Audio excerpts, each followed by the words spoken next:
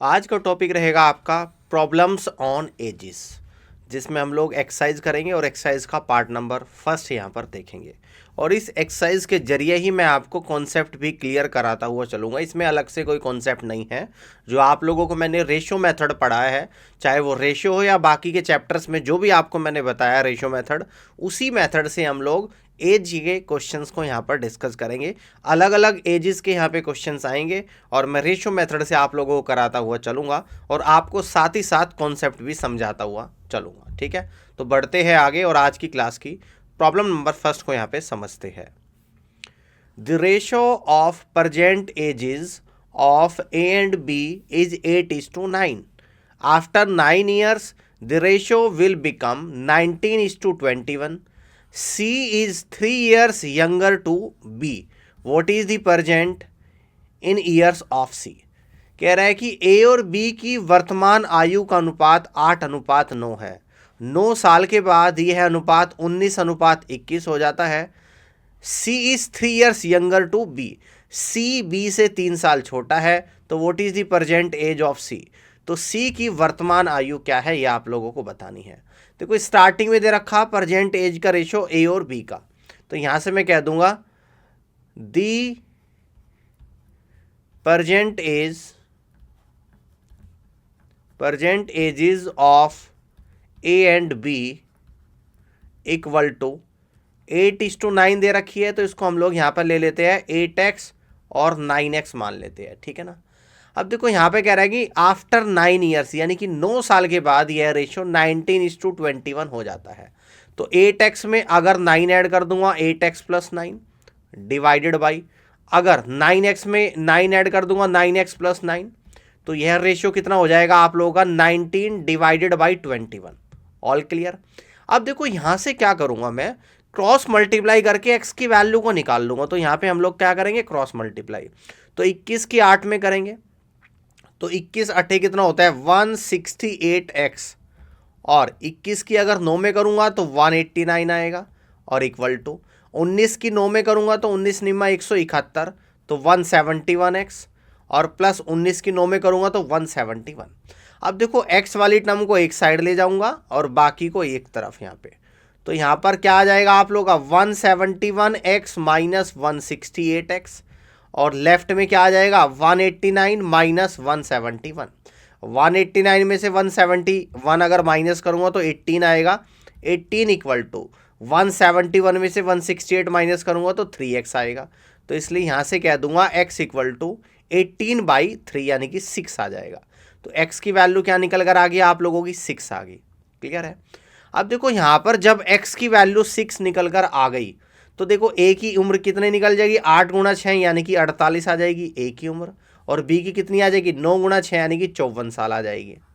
आपसे पूछता है कि c की उम्र, और क्या दे रखा c is 3 years younger than to b, तो यानी कि यहाँ पे लिख दूंगा एज ऑफ c। तो एज ऑफ c कितना निकल कर आएगा, कह रहा है कि b से 3 साल क्या है छोटा है, तो b में से 3 माइनस कर दूंगा, और b कितना आया 54, इसमें से 3 माइनस अगर करूंगा तो 51 ईयर्स आप लोगों की निकल कर आएगी सी की उम्र। 51 years, that means C is the right answer of this question. All clear. C option सवाल का इस तरीके से बिल्कुल और सही आंसर यहाँ पर बनेगा। आगे बढ़ते हैं, नेक्स्ट प्रॉब्लम, इसको यहाँ पे समझते हैं। The ratio of the present ages of A and B is 6:5। A और बी की वर्तमान आयु का अनुपात 6:5 है। 4 years ago, 4 साल पहले, द रेशियो वाज 5:4। 4 साल पहले यह अनुपात 5:4 था। What will be the ratio of the ages of A and B after 12 years from now. तो अब से 12 सालों के बाद ए और बी की आयु का अनुपात कितना होगा, ये आप लोगों को बताना है। देखो यहाँ पर दे रखा कि द प्रेजेंट एजेस, आपको दे रखा कि the present ages of A and B equal to कितना है 6:5 है। अगर इसकी उम्र को मान लो 6x और इसको मान लो 5x, तो कह रहा है कि 4 years ago यानी कि 4 साल पहले यह रेशियो कितना था 5:4। तो अभी जो रेशियो है ए और बी का 6x और 5x है, तो 4 साल पहले कितना होगा 6x माइनस 4 और डिवाइडेड बाई 5x माइनस 4 होगा, है ना।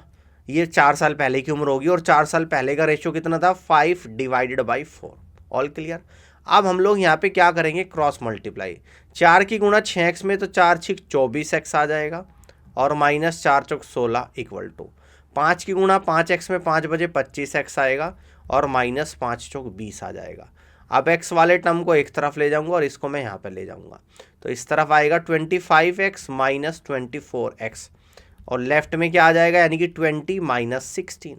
अब 20 में से 16 माइनस करूंगा 4 आएगा इक्वल टू 25x में से माइनस करूंगा 24x यानी x आएगा। तो यहाँ से हम लोग कह देंगे कि x बराबर आप लोगों का 4 निकल कर आ गया। x की वैल्यू क्या निकल कर आई 4। अगर x 4 आया तो 6x कितना हो जाएगा, 6 चौक 24 हो जाएगी और 5x कितना हो जाएगा, 5 चौक 20 हो जाएगी। ठीक है ना। तो यानी कि वर्तमान में a और b की उम्र आ जाएगी 24 साल और 20 साल। तो आपसे क्या पूछ रहा है कि 12 साल के बाद a और b की उम्र का रेशो। तो 12 साल बाद कितना हो जाएगा, इसमें भी 12 जोड़ दूंगा और इसमें भी 12 जोड़ दूंगा। 24 में 12 जोड़ दूंगा तो 36 आएगा और 20 में 12 जोड़ दूंगा तो 32 आएगा। तो रेशो कितना आएगा, 4 से कटेगा 9 बार और 4 से 32 कटेगा 8 बार। तो 9:8 इस क्वेश्चन का करेक्ट आंसर बनेगा। क्या बनेगा, 9:8। That means B is the right answer of this question. Clear है। इस तरीके से बी ऑप्शन सवाल का करेक्ट आंसर यहाँ पर आएगा। ऑल क्लियर, बात समझ में आ गई है। इस तरीके से आप लोग कर सकते हैं। आगे बढ़ते हैं, प्रॉब्लम नंबर 3 को यहाँ पे समझते हैं। The present ages of A and B are 36 and 50 years respectively. If after k years the ratio of their ages will be 3:4, then the value of k is। A और B की वर्तमान उम्र 36 साल और 50 साल है। k सालों के बाद इनकी उम्र का अनुपात 3:4 हो जाता है। तो k की वैल्यू आप लोगों को बतानी है। देखो वर्तमान उम्र A की कितनी है, 36 ईयर्स है और B की कितनी है, 50 ईयर्स है। आप कह रहे हैं कि के ईयर्स के बाद, यानी कि के ईयर्स के बाद उम्र कितनी होगी, 36 प्लस के और ये क्या हो जाएगी 50 प्लस के, और के साल के बाद रेशो क्या हो जाता है 3:4 यानी कि 3/4। All clear. अब मुझे के की वैल्यू निकालनी है तो क्या करूँगा, क्रॉस मल्टीप्लाई हम लोग यहाँ पे करेंगे। तो 4 की 36 में गुणा तो 144 प्लस 4 की के में गुणा यानी कि 4k इक्वल टू 3 की 50 में मल्टीप्लाई 150 और प्लस 3 की के में मल्टीप्लाई यानी कि 3k। All clear. अब देखो क्या करना है, इस 3k को तो इस तरफ ले जाऊंगा और 144 को इस तरफ ले जाऊंगा। तो आपका आएगा 4k माइनस का 3k इक्वल टू 150 और माइनस का 144। 4k में से 3k को माइनस करूंगा तो k आएगा, 150 में से 144 को माइनस करूंगा तो 6 आएगा। तो यहाँ से आपकी जो k की वैल्यू निकल कर आई है, k बराबर 6 निकल कर आई है। और इस तरीके से आप लोग यहाँ से कहेंगे कि C is the right answer of this question. All clear. C option सवाल का बिल्कुल और सही आंसर यहाँ पे बनेगा। आगे बढ़ते हैं, प्रॉब्लम नंबर 4 को यहाँ पे समझते हैं। इसको ध्यान से देखना है आप लोगों को। कह रहा है कि अनिल सेज, अनिल कहता है if you reverse my own age, अगर आप मेरी उम्र का उल्टा करते हो, the figures represent my father's age, तो जो वैल्यू आती है, जो फिगर्स आती है वो मेरी पिताजी की उम्र के बराबर आती है।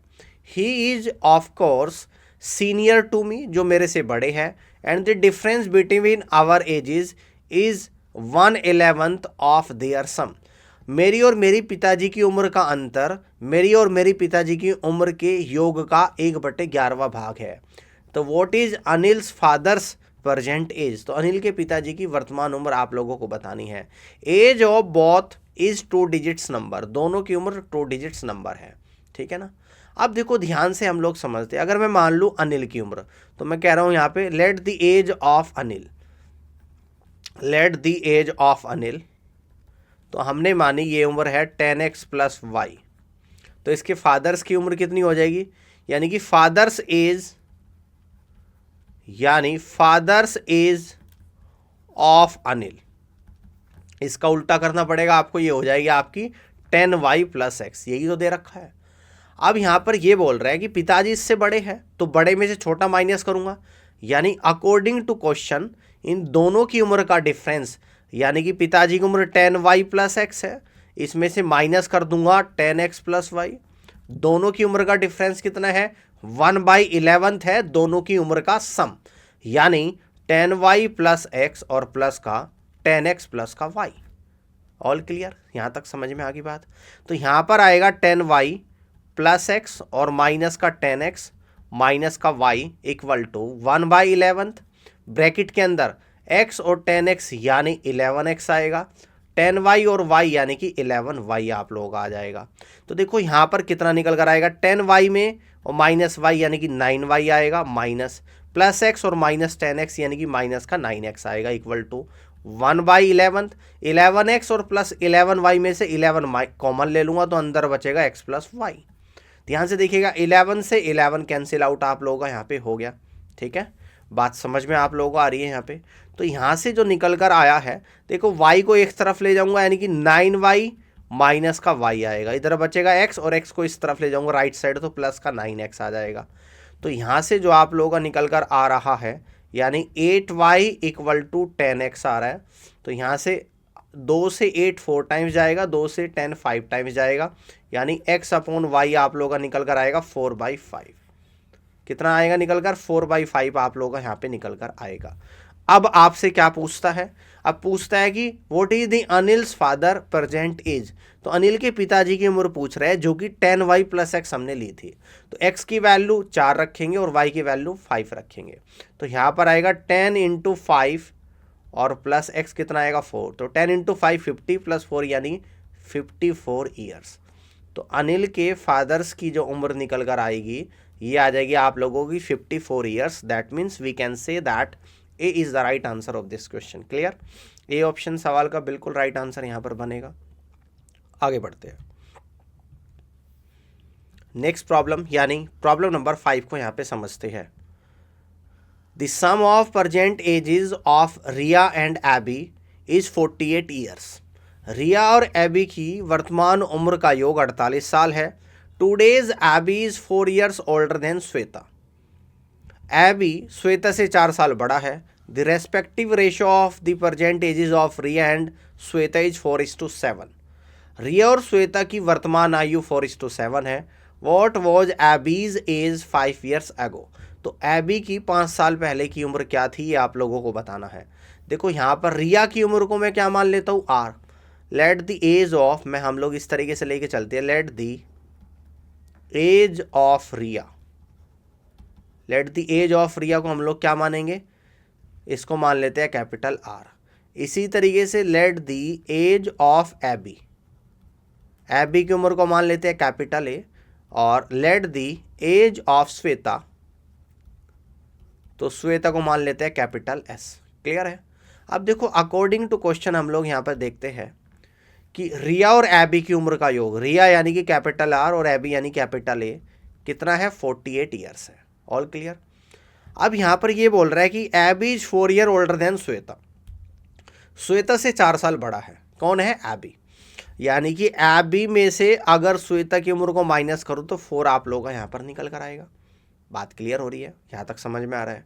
अब इसके बाद क्या बोल रहा है, रिया और श्वेता की उम्र का रेशो 4:7 है।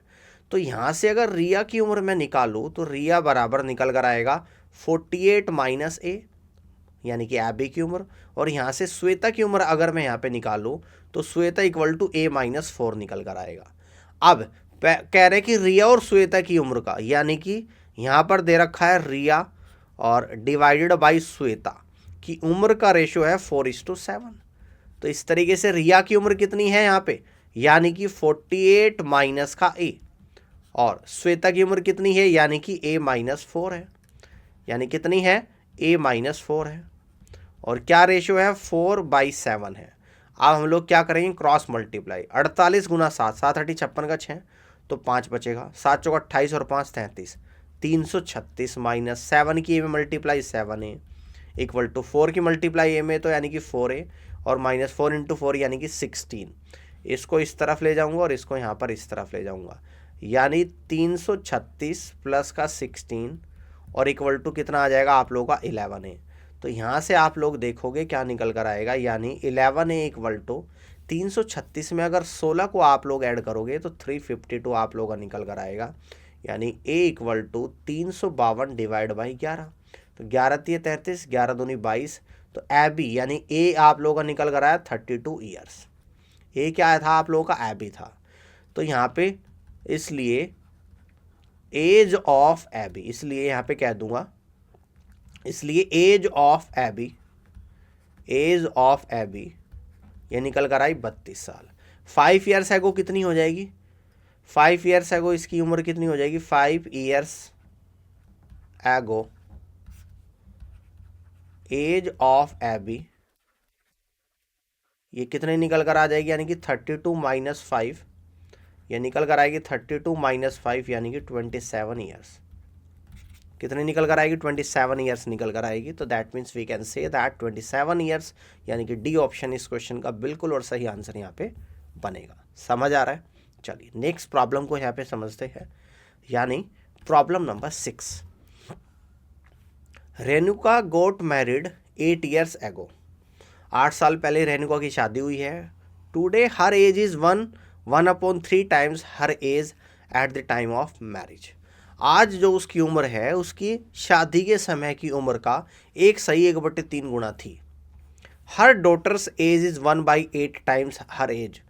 उसकी बेटी की उम्र उसकी उम्र का 1/8 गुना है। हर डॉटर्स एज इज, तो उसकी बेटी की उम्र क्या है ये आप लोगों को बताना है, ठीक है ना। उसकी बेटी की उम्र क्या है ये आप लोगों को यहाँ पे बताना है। तो सबसे पहले मैं ले लेता हूँ रेणुका की उम्र। Let the age of Renuka equal to x. मान लो कि let the age of, let the present age of Renuka, let the present age of Renuka, Renuka की वर्तमान उम्र x ईयर है। कितना है? x ईयर्स है। तो 8 साल पहले कितनी होगी? यानी कि उसकी शादी हुई है जब, वो 8 साल पहले हुई है। तो age of Renuka at marriage time, at marriage time यहाँ पे लिख देता हूँ, at marriage time age of Renuka, age of Renuka यानी कि शादी के समय रेणुका की उम्र कितनी थी? तो शादी हुई थी 8 साल पहले, तो तब उम्र थी x-8 years, x-8 years. Today her age is 1/3 times her age at the time of marriage, ठीक है। यानी कि अभी की जो उसकी उम्र है वो शादी के समय की उम्र का 1/3 गुना है। 1/3 गुना का मतलब कितना होता है? 4/3। तो अभी की उम्र क्या है? x। वो क्या है? शादी की उम्र, यानी कि शादी की उम्र x-8, ठीक है ना, ठीक है ना। यानी यहां पर क्या बोल रहा है कि today her age is 4/3 times her age at the time of marriage. यानी कि जो मैरिज की उम्र थी, मैरिज के समय उसकी उम्र कितनी थी? x-8 थी। उसका 4/3 क्या है? अभी के उम्र के बराबर है, ठीक है ना। यानी कि शादी के समय जो उम्र थी x-8, उसका अगर 4/3 निकालूंगा तो इस तरीके से रेणुका की अभी की उम्र निकल कर यहाँ पर आएगी, ठीक है। यहाँ तक की बात समझ में आ रही है? तो इसको क्या लिख दूंगा? 4 की मल्टीप्लाई इसमें, यानी यहाँ पे लिख दूंगा कि x-8 multiple by 4 equal to 3x, यानी 4x और माइनस का 32 इक्वल टू 3x, यानी x इक्वल टू 32 ईयर्स। तो x की वैल्यू कितनी निकल कर आ गई? 32 ईयर्स। और x क्या है? रेणुका की अभी की उम्र, ठीक है। तो कह रहा है कि उसकी डॉटर की उम्र क्या है? हर डॉटर्स एज, हर डॉटर्स एज, डॉटर्स एज कितनी है? 1/8 टाइम्स हर एज, यानी कि उसकी उम्र का 1/8। तो 1/8 गुणा 32, तो कितनी आ जाएगी इसकी डॉटर की उम्र? यानी 4 ईयर्स निकल कर यहाँ पर आ जाएगी। तो इस तरीके से कह देंगे रेणुका की उम्र तो आ जाएगी 32 साल, और उसकी बेटी की उम्र पूछता है तो बेटी हो जाएगी 4 साल की। All clear? तो यहाँ पे बात समझ में आ गई। इस तरीके से आप लोग कर सकते हैं। अगर यहाँ पर पूछ लेगा कि रेणुका की शादी किस उम्र में हुई थी, तो अभी 32 की 8 साल पहले शादी हुई थी, तो 24 ईयर्स में रेणुका की शादी हुई थी। ये 3 चीज़ यहाँ पर पूछ सकता है। क्लियर है? आगे बढ़ते हैं, ठीक है। नेक्स्ट प्रॉब्लम यानी प्रॉब्लम नंबर 7 को समझते हैं। The ratio of the age present and B's age 4 years ago is 7:8. After 8 years, the ratio of age of A to that of B is 9:11, find the percentage of B. देखो यहाँ पर क्या कह रहा है कि ए की वर्तमान आयु और बी की 4 साल पहले की उम्र का अनुपात 7:8 है।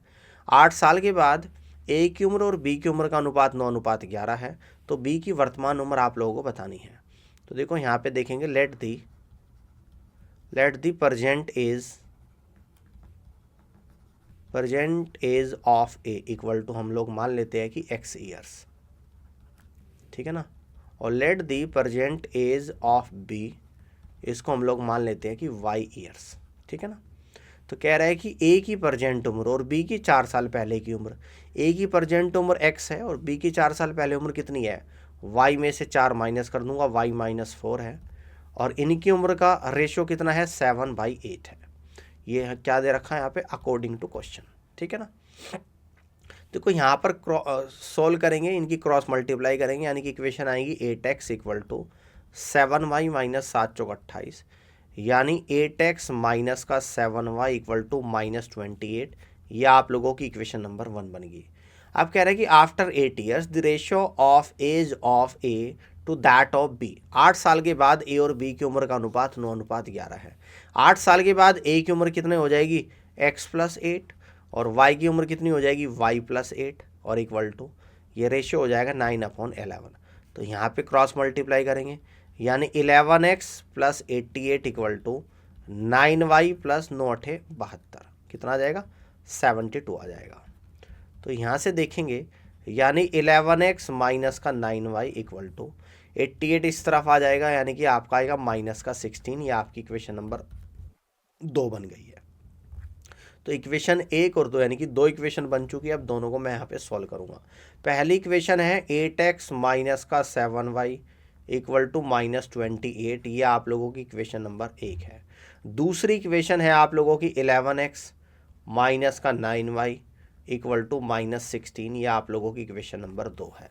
अब ध्यान से यहाँ पर आप लोगों को देखिएगा, आपको b की उम्र निकालनी, यानी कि y की वैल्यू निकालनी। तो 8 को कैंसिल आउट करूँगा, तो ऊपर तो कर दूंगा 11 की मल्टीप्लाई, नीचे कर दूंगा 8 की मल्टीप्लाई, और पहली इक्वेशन में से दूसरी को माइनस भी कर दूंगा। तो ये आप लोगों का कटेगा। तो 11 × 7 = 77 माइनस का 77y, और ये कितना आ जाएगा आप लोगों का 9×8 72, यानी कि प्लस का 72y इक्वल टू यहाँ पर कितना आएगा, यानी कि मल्टीप्लाई 28 × 11 और प्लस का 16 × 8 आ जाएगा। तो देखो -77 और +72 यानी कि माइनस का 5y इक्वल टू, तो यहाँ पर कितना आप लोगों का आ जाएगा, 28 की 11 में गुणा करूँगा तो माइनस का 308 और प्लस का 16×8 कितना होता है, 128 होता है। तो माइनस का 5y इक्वल टू, तो ये कितना आप लोगों का निकल कर आएगा, माइनस का 308 है और प्लस का 128 है। तो यहाँ पर आएगा आपका माइनस का 180। अब देखो माइनस से माइनस कैंसिल आउट, 5 से 180 36 टाइम्स जाएगा, यानी कि y बराबर 36 ईयर्स आप लोगों की निकल कर आ जाएगी। और y क्या थी, एज ऑफ b, तो इसलिए कह दूंगा यहाँ से कि age of b equal to 36 years, यानी कि b की जो उम्र आप लोगों की निकल कर आएगी वो 36 ईयर्स आप लोगों की यहाँ पर निकल कर आएगी। तो first is the right answer of this question, ठीक है ना। फर्स्ट ऑप्शन इस तरीके से इस क्वेश्चन का बिल्कुल और सही आंसर यहाँ पर बनेगा, ठीक है। यहाँ तक की बात समझ में आ रही है। अब आगे की तरफ बढ़ते हैं और नेक्स्ट प्रॉब्लम को यहाँ पे समझते हैं, यानी प्रॉब्लम नंबर 8 को समझते हैं। 10 years ago the ages of A and B were in the ratio of 13:17. 17 years from now the ratio of their ages will be 10:11. What is the age of B at present? कह रहे हैं कि 10 साल पहले A और B की उम्र का अनुपात कितना था, 13:17। 17 ईयर्स फ्रॉम नाउ, अब से 17 सालों के बाद उनकी उम्र का अनुपात कितना हो जाएगा, 10:11। तो what is the age of B at present, तो वर्तमान में बी की उम्र क्या है ये आप लोगों को बताना है। तो हम लोग मान लेते हैं कि let the present age of, let the present age of A, इसको मान लेते हैं हम लोग x ईयर्स, और let the present age of B, इसको हम लोग मान लेते हैं y ईयर्स, ठीक है ना। a की उम्र को x मान लेते हैं, b की उम्र को y मान लेते हैं, ठीक है। 10 साल पहले की बात कर रहे हैं, यानी अकॉर्डिंग टू क्वेश्चन। तो 10 साल पहले x की उम्र कितनी हो जाएगी, x -10, और y की उम्र कितनी हो जाएगी, y माइनस 10, और 10 साल पहले की उम्र का इन दोनों का रेशियो कितना था, 13:17। अब क्रॉस मल्टीप्लाई करेंगे, 17 की x में मल्टीप्लाई 17x माइनस 17 की 10 में तो 170 इक्वल टू 13 की y में तो 13y माइनस 13 की 10 में तो 130। क्लियर है। अब देखो यहाँ पर आएगा 17x minus 13y equal to 170 minus 130, यानी कि 17x माइनस का 13y इक्वल टू 40। ये आप लोगों की इक्वेशन नंबर 1 बनेगी। ठीक है ना। अब इसके बाद क्या बोल रहे हैं कि 17 ईयर्स फ्रॉम नाउ, अब से 17 साल के बाद उनकी उम्र का अनुपात 10:11 होगा। कब से, अब से। तो अब कितनी उम्र है उनकी, वर्तमान में x है, तो x प्लस 17 और डिवाइडेड बाई y प्लस 17, और इनकी उम्र का रेशियो कितना दे रखा, 10/11 दे रखा। तो क्रॉस मल्टीप्लाई करेंगे, यहाँ पर मैं लिख रहा हूँ साइड में, तो x प्लस 17 की 11 में मल्टीप्लाई, यानी कि 11x प्लस 187 इक्वल टू 10 की y प्लस 17 में तो 10y और प्लस का 170 आ जाएगा, तो यानी कि 11x माइनस का 10y और इक्वल टू माइनस 17, यानी इक्वेशन नंबर 2 आप लोगों की यहाँ पर बनेगी। अब इन दोनों इक्वेशन को सॉल्व करेंगे, इसके नीचे लिख लेता हूँ मैं यहाँ पर फर्स्ट इक्वेशन, यानी कि 17x और माइनस का 13y और इक्वल टू 40 और इक्वल टू 40, ये फर्स्ट इक्वेशन है। ठीक है ना। अब इसको यहाँ पे सॉल्व करेंगे, तो आपको b की उम्र निकालनी है, यानी कि y की वैल्यू को निकालना है। तो यहाँ पर 17 की मल्टीप्लाई ऊपर, 11 की मल्टीप्लाई नीचे। अब सेकंड में से फर्स्ट को मैं माइनस भी कर दूंगा। देखो 17 गुणा 11 187, 11 गुणा 17 187, दोनों कैंसिल आउट हो जाएंगे। 17 की 10 में गुणा तो 170y और 11 की 13वें गुणा यानी कि प्लस का 143y इक्वल टू 17 की 17 में गुणा तो माइनस का 289 और माइनस 40 की 11 में गुणा यानी कि माइनस का ही आप लोगों का आ जाएगा 440। ठीक है, माइनस 170 और प्लस 143y, यानी कि यहाँ पर आपकी जो वैल्यू आएगी वो माइनस में आएगी, और माइनस में कितनी आएगी 27y निकल कर आएगी। अब इन दोनों को जोड़ लूँगा, दोनों ही माइनस के आए, माइनस में ही आएगा 9 आएगा, 8 4 12 का 2 1 4 2 6 और 1 7, 729 आपका निकल कर आ गया। माइनस से माइनस कैंसिल आउट हुआ, 27 से 729, 27 टाइम्स जाएगा क्योंकि 27 का स्क्वायर ही 729 होता है, तो यानी y इक्वल टू 27 ईयर्स आप लोगों का यहाँ पर निकल कर आ गया। अगर y 27 आया तो यही आपकी b की उम्र है, तो कह दूंगा age of b is equal to 27 years, is equal to 27 years. तो यहाँ से हम लोग कह देंगे कि C is the right answer of this question. इस तरीके से सी ऑप्शन इस क्वेश्चन का बिल्कुल और सही आंसर यहाँ पर बनेगा। उम्मीद करता हूँ कि यहाँ तक के क्वेश्चंस आप सभी को क्लियर हो गए होंगे, और इन क्वेश्चंस के जरिए मैंने आप लोगों को बहुत सारे कॉन्सेप्ट भी क्लियर कराए हैं। तो इन सभी क्वेश्चंस को आप लोगों को ध्यान से देखना है, करना है, और घर पे जाके मैक्सिमम क्वेश्चंस की प्रैक्टिस करनी है ना। जिस तरीके से रेशियो मेथड से मैं ईच एंड एवरी क्वेश्चंस को सॉल्व करा रहा हूँ, आपको भी रेशियो मेथड से ही क्वेश्चंस को सॉल्व करना है। ठीक है, ये one of the easiest way होता है एज के क्वेश्चंस को सॉल्व करने का, और आपके एग्जाम में भी एक क्वेश्चंस यहाँ से डेफिनेटली पूछा जाता है, और रेशियो मेथड से आप लोगों को सॉल्व करना है। बाकी आगे के क्वेश्चंस मैं अगली क्लास में आप लोगों को कराऊंगा, तो इस क्लास को आपको स्टार्टिंग से अच्छे से देखना है, और इस पूरी क्लास को देखने के लिए आप सभी का बहुत बहुत धन्यवाद। Thank you so much.